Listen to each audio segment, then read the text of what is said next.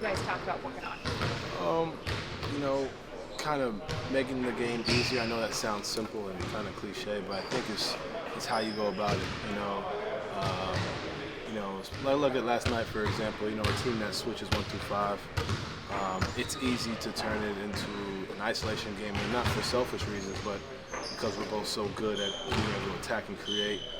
It's a lot of work for each other, so kind of making it simple with each other that way. So kind of playing off of each other, whether it's a small pick and roll, just driving to a simple kick, and then it's the second side, come back to DZ, and he goes.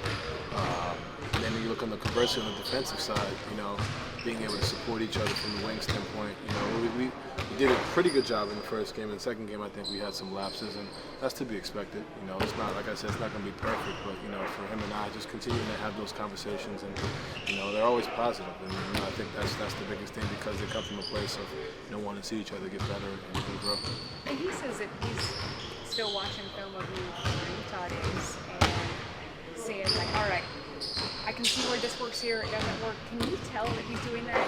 Yeah, I think we had a conversation today just about what I'm used to as far as spacing wise and what he sees, and we are both saying the same thing, just in different languages. I think you can see, him wanting to put me in different spots and vice versa, because we've seen each other play. We've seen it.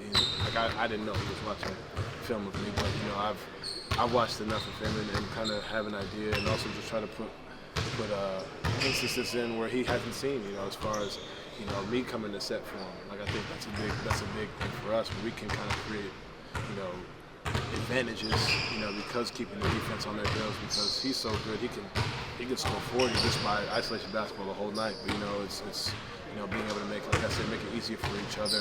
Also being able to find spaces where you like to shoot from. Putting me on the right side, or putting him on the left side, putting Karis on one side and K-Love right here. So that all goes into being a point guard. That also goes into being a leader, being a talented young player, which he is, and we're both trying to help each other out. Donovan, what's kind of the balance? Like, you talked the other day about wanting to help one another, and maybe seeing that from you guys. But what's the balance between over helping each other, where it's where it's kind of detrimental? Yeah, I think you look at it in a certain way where it's like you pass up what you normally do to try to make that. I think that's where you try to create the balance. And that only comes from a place where. A good place. It doesn't come from a bad place, which you'll take that conversely over the my turn, your turn. You know what I mean? But I think we kind of fell into that a little bit last game. We kind of got to where shot faking, trying to make that extra play when it's like, no, that's what you do. Shoot that, and it's whether it's me, him, Bert, whoever it may be. Sometimes when you have a group that's so connected, so together, off the floor, on the floor, you can create. It can come out as passing up shots or passing up looks, or certain things where that might be the best shot in that possession, and that just comes with time. That's why we have these preseason games. That's why we have these practices. And like I said, the first game was seamless. The second game it wasn't so seamless, and now we learn to move on to the third one, because it's not always just going to be, it's not always just going to come and work. And that's what this is for, and just feeling it out, getting the film, not playing against each other in practice, being able to see that, and it's a good problem to have, and we'll continue to build out and work on it. JB said it was important too for you guys to see the level of the style of play last night that Philly brought, and the physicality. What stood out to you about that, and what you guys can take from that moving forward? Yeah, that's the good old Houston Rockets, what I call it, for me in the playoffs. Yeah. My first 2 years, you look at James and PJ kind of leading that. Obviously Maxey was huge as well. But I had to look at James and PJ and D House. Those were the two guys my first 2 or 3 years who we saw every year in the playoffs. That's the style of basketball. PJ's at the 5, spacing it out, and trying to be physical. And I think the biggest thing when you have a team that like us who want to move the ball, get to the second side, a great way to try and take teams out of it is to be physical, to try and disrupt the movement. Because at the end of the day, we're so quick, we're so fast, but trying to use your force and strength to kind of get us to start farther out, to force us into isolation basketball. And we hadn't, as a group, we hadn't seen that all training camp, so it's good to see that now in the preseason, and understand ways to attack it, and they did a good job. And like I said, they've been doing this since I've been in the league, so at least 6 years, and before that, so they did a great job raising their level. They're talented players. They're all NBA level players, and we just got to continue to build and work on it. It's nothing to get down on.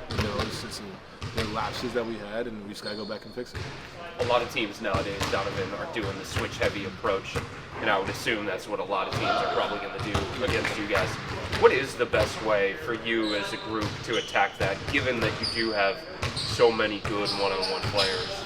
Using each other, playing in space as opposed to playing in crowds, continuous movement, throughout our actions, so I use an example. So I'm getting the ball from the corner. Now I'm swinging to the second side.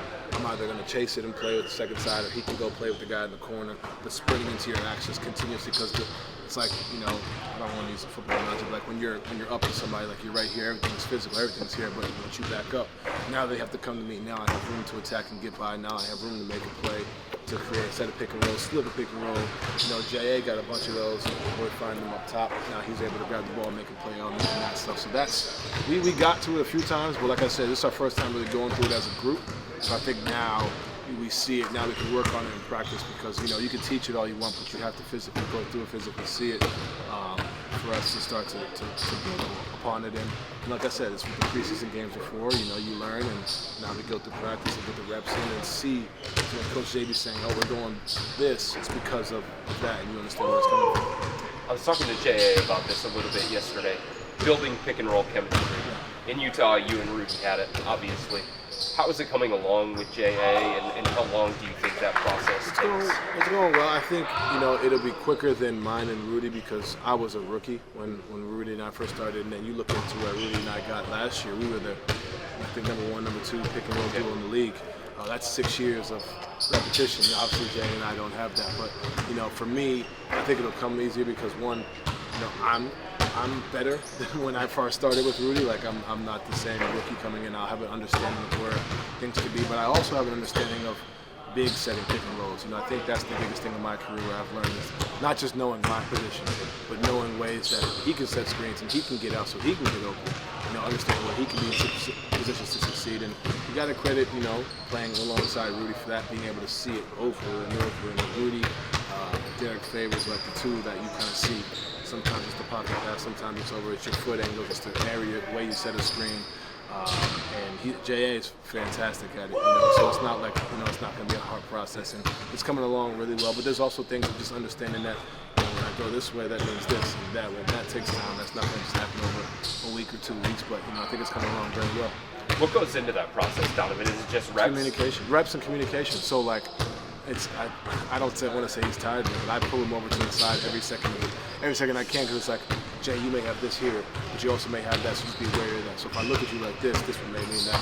And you just gotta just keep going on and kind of over exaggerating it, to be honest, because like I said, I got traded 2.5, 3 weeks before camp started, so like I didn't have that head start. So now we're heading to the season, so now we kind of have to accelerate that. And I don't think it's been a problem. I think him and I, he's been receptive, and we both have and continue understanding. He's also said to me, hey, I think it'd be best if you pushed over to this side so then I can set it. That way I can create a lane. Now I'm in the lane finishing or finding guys on the opposite side. So he sees things, I see things, we tell each other, and it's all about communication as well as things. Donovan. Thank you. Thank you.